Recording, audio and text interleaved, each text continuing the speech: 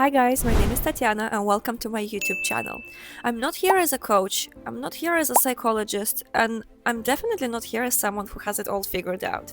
I want you to see me as your Eastern European bestie who finally chose herself, who finally chose not to be silent, and who finally chose happiness and transformation.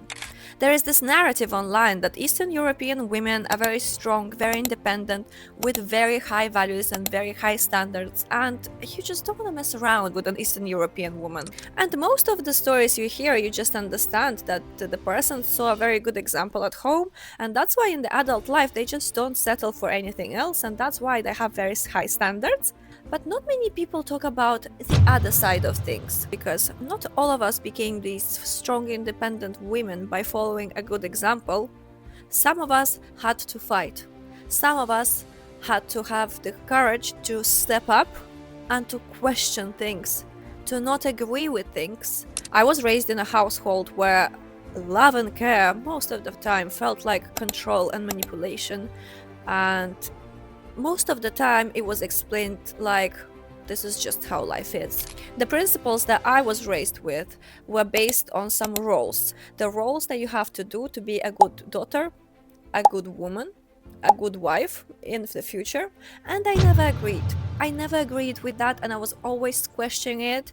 This is why I was labeled as the complicated one.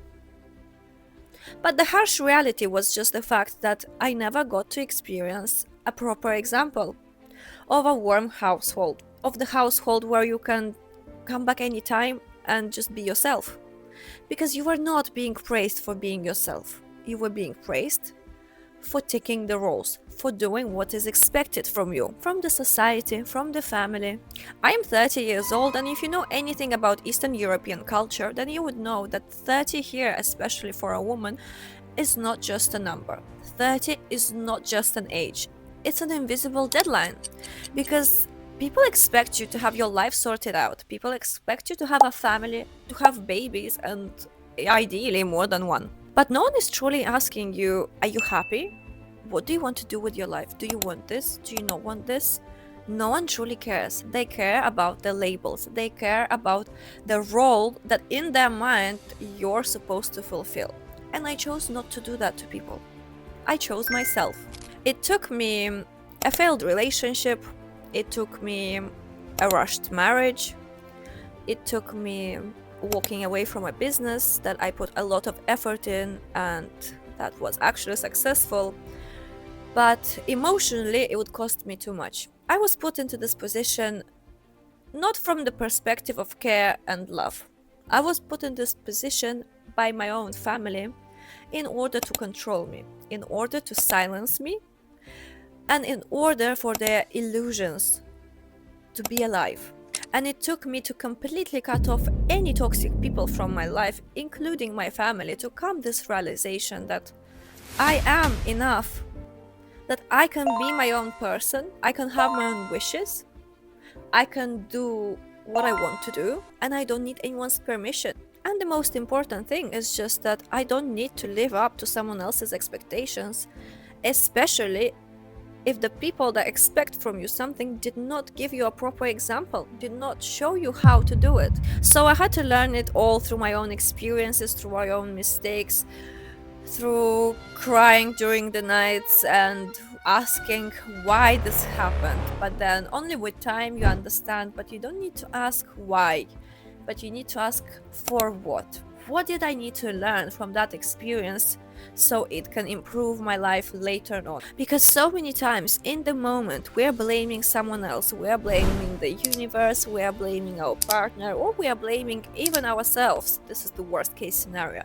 But let me tell you one thing, only with time you look back and you understand that I learned this from that experience, I learned that from that experience. All of this happened to shape me into the woman who I am right now.